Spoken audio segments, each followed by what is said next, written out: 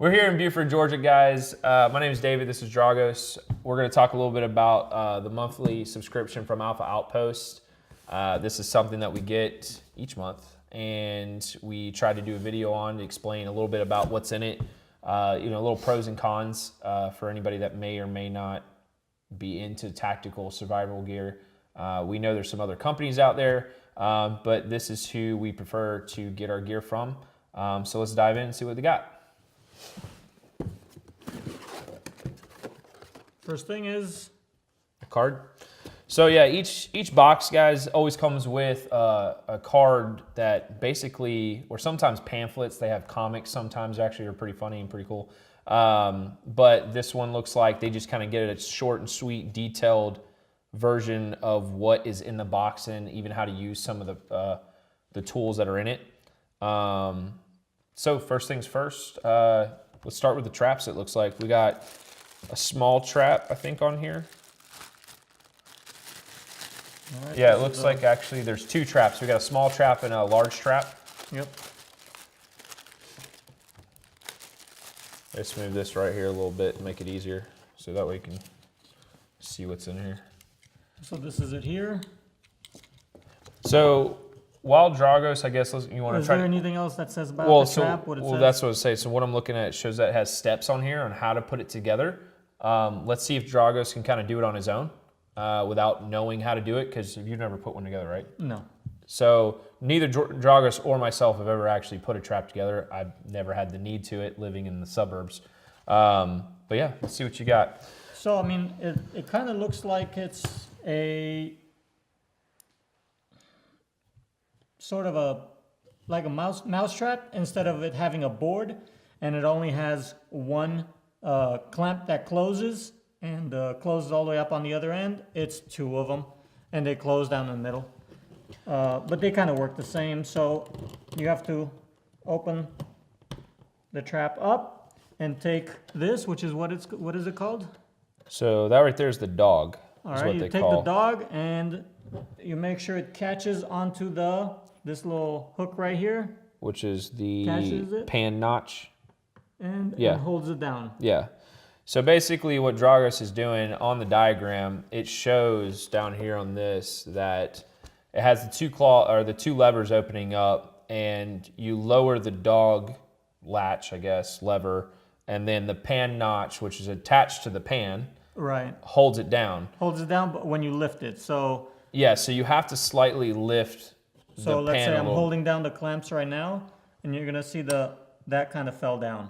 This right here. So you have to lift this up, and that's what holds the dog notch. No, that's the pan notch. Pan notch. So that's the pan. The pan notch holds the dog down. Okay.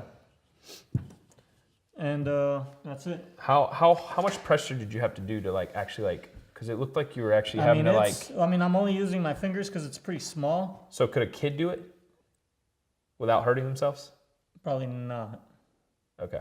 So don't try this at home, kids. Yeah. So we're gonna do a little test. Yeah. Oh boy.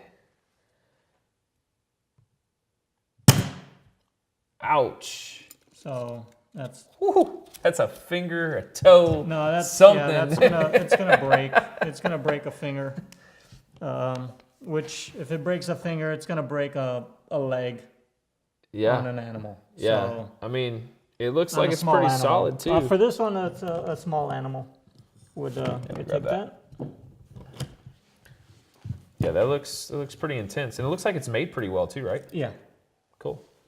All right, let's move on to the next one, which looks like the same exact thing. Just leave it in the corner here. Looks like it's the same exact thing. So just a larger version. Right. And it works the same. Yeah. This one you could, easier use your hands. And yeah, I think. But you have to make sure that's over like that. You have to use your hands. Press down. That's the easiest way on that one. That one was a little bit smaller, so using your palms to press down on the edges is a little harder, and that's it right there. I think we should put some peanut butter on it and test. For some animals. Yeah. No. Oh boy. I'm gonna press in the middle just so. Yeah, that's. Ouch! Again, No, that's. dude. Yeah. That would I hurt mean, so bad. Does it say what size animals this is for? By any chance? Let's see here. Setting up trap. No. I mean, this is any probably small good animal for, that this is goes for a little into bit bigger. It would probably be good. I mean, nothing, big, Yeah, but that's it. It doesn't say what kind of animals these are good for, but I would cool. assume anything that steps. I don't care if that's a Take kid's foot. yeah. You gotta- Actually, yeah. Yeah, actually, you can see the indention it put into the wood. Yeah, it's rough. Yeah, that would hurt. What's So the next tool? moving on to the next thing. You're the next tool. Hey, see what I did there? Looks like we got some arrowheads, which on the back of this has a description of each one. So the arrowheads come on this little key ring kind of thing, and it has this little twist off right here. And then you can take all these arrowheads off. Well, the other way. The other way. So it looks like you got 5 different ones. You got a Clovis, a Medieval, a Kirk, a Frog Gig, and a Sahara.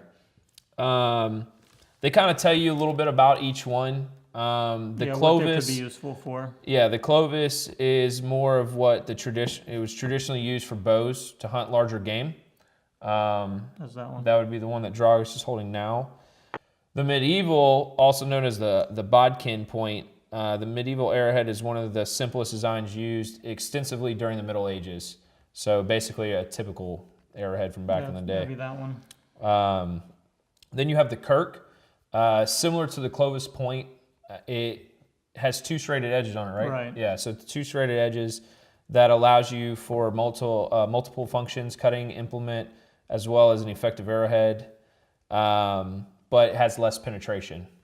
So I guess I wouldn't be using that to hunt with, really. I mean, Yeah, I mean, Right. I'm not sure exactly what. I mean, usually if you're hunting, you want it to penetrate, whatever. Yeah. So it kills the.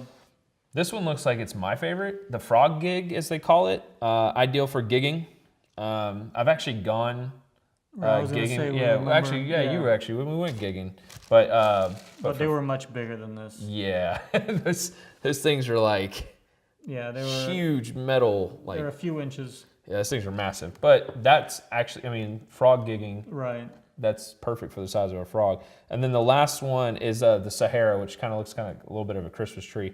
This one seems to be a little more, I don't know what's the word, painful. Because when it goes in, painful. well, they're all gonna be painful. But I mean, with this particular one, This one's so it doesn't back out Yeah. of your. because it has, I you're think, hunting.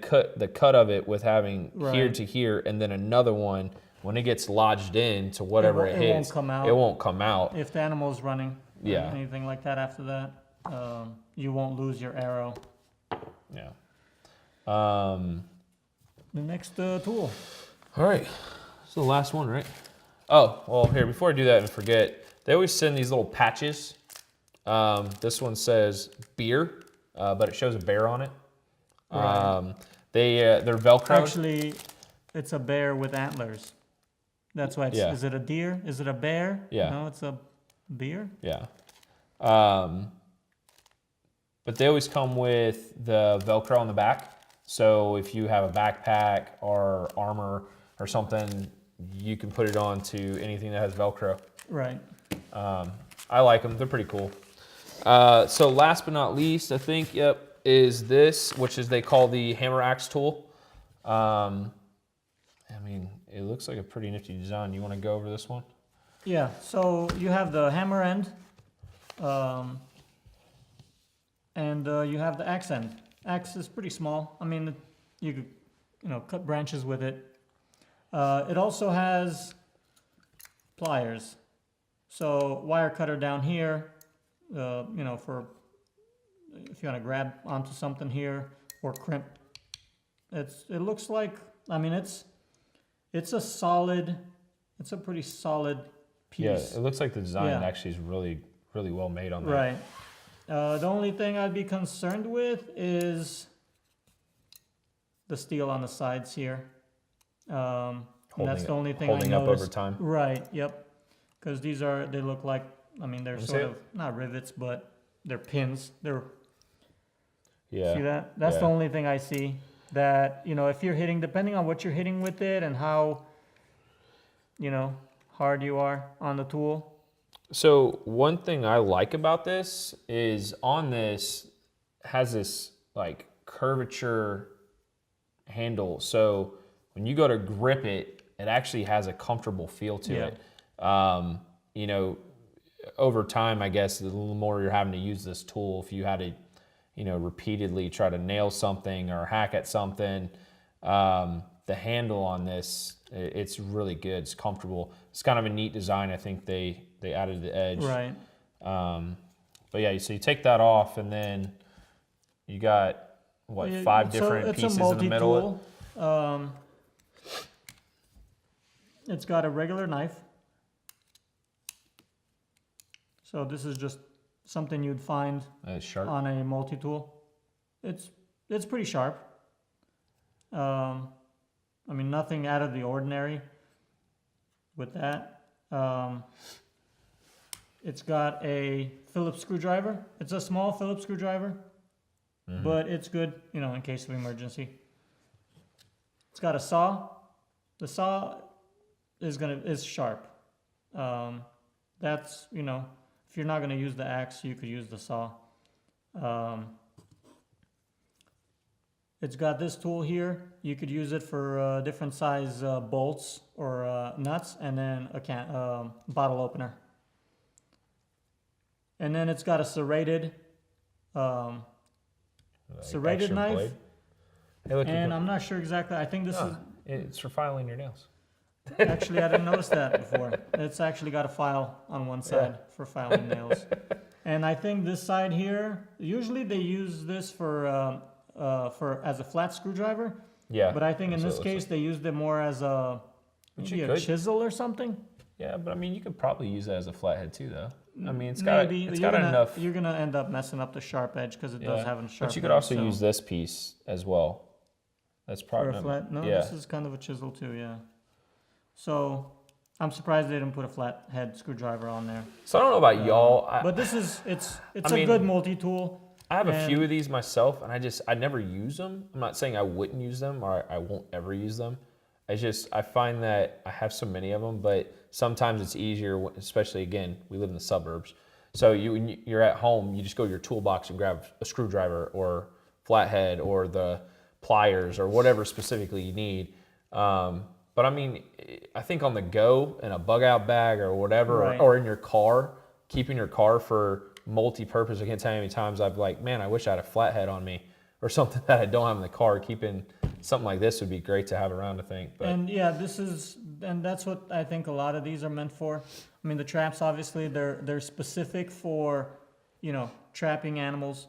But this is definitely something you can keep in your car. Yeah. And, I mean, pliers, or hammer or a little axe. I mean, in case of emergency, if you're stuck out in the woods, if your car breaks down and, if you live in a city, is this going to be useful? Maybe, the knife. Yeah. But if you, live up in the mountains or out in the desert or whatever, multi-tools like that they could be useful, and they can help you on, surviving the night or whatever. So out of this box, what do you think is probably the best thing to get out of it? I mean, I guess let me take a step back. I guess depending on what you're doing, but if you were to choose, let's go with a favorite. What's your favorite thing? I mean, in this box, like if you could use it to its fullest potential, let's go that route. What would be if you're a hunter or you planned on it, you think those would be the best, or having this tool would be greater? If you're on the woods, I mean, I think all of them really. Like if you need to hunt to eat, that could, it'd be great. That could feed you for whatever, a couple of days or a few days, depending on what you catch with it. And then the arrows, you could make a bow and arrow if you have some some rope with you, or some string, vines or you know. something. I mean, all you need is a tree branch. We used to make bows Yeah, and yeah. arrows like that all the time out of a tree branch, and you just need some string. Yeah. And these are Yeah, I think what's cool with These these are two, good. I These are think nice. they put 2 holes in right, these, so you can secure it to yeah. whatever arrow you make. which I think that's awesome for And the design of it. You know. yeah, I mean, I would prefer either that one or this one. My favorite. This one. I don't know, man. Even though I know this stuff, the one that's for frog gigging, I feel like I still want to put this on the end of a spear and just like, yeah, just stab somebody with it. Oh man, that's pretty sick though. But yeah, I think the traps, preferably probably the bigger one. Maybe, I mean, really, both of them. I wish they would have stepped up a little bit bigger on that one. Yeah, I mean, Because there isn't much difference between this one and that one. There there's is some difference, but weight on them. you know, But size wise, yeah, they're not a big difference. They could have just skipped this one and gone with the big one. maybe, yeah. Especially if you could kind of adjust the sensitivity on it, so it takes less weight. I think what would be kind of cool too is maybe if they had like, I don't know, some type of portable spear, something you could attach to these, something that you could use, or maybe even a thing of string. I don't know, something else that'd be more, because you have to have something for these. Well, I think these are just small packaging. You know, you could easily put this ring like Oh no, I get that. I'm saying, but like, and make your own, but and you don't have to carry that other thing. Oh yeah, I mean, like I mean that's arrow. true. That's true. I'm not saying that, but I just feel like you could get rid of one of these traps, Right. and Yeah, probably the smaller one. That's what. That's Of course, what I it was depends saying. if you want to, you know, I mean, depends on what you want to hunt. But I mean, if you're going to hunt for something so you could actually eat, the big one should be good. Yeah. And you could probably fiddle with it to adjust it to where it will even catch smaller animals. But yeah, guys, so this kind of wraps up the video. You know, it comes with 2 traps. It comes with this hammer axe tool, multifunctional, and it comes with some arrowheads, and of course the patch that they always come with. Overall, I mean, I think it's a great box, especially if you're a hunter. And it's also, the traps are good for, you know, getting rid of, I guess, pests that might be on your land, you know. Yeah. If raccoons are getting into things, or if coyotes, you know, are killing your animals. Here in the suburbs, actually, they've been seeing recently there's some coyotes. fox and coyotes, Yeah. and they'll take pets. yeah. Pets are small children. Right. So anyway, but yeah, I think this is it's a pretty good box, especially for the cost, which I think is $60. I mean, I haven't priced out, you know, if you can go buy these individually for cheaper, maybe you can. But when it comes ready to go, they give you a little cheat sheet, tell you everything about how to use it. You know, it's kind of dummy proof in a way. Not saying exactly is, because there's some people out there that don't know what they're doing. But I'd be careful with the traps. Yeah, the traps would be the most. Keep your fingers. If these are split, just keep your fingers out of there. You never know if anything might give or something.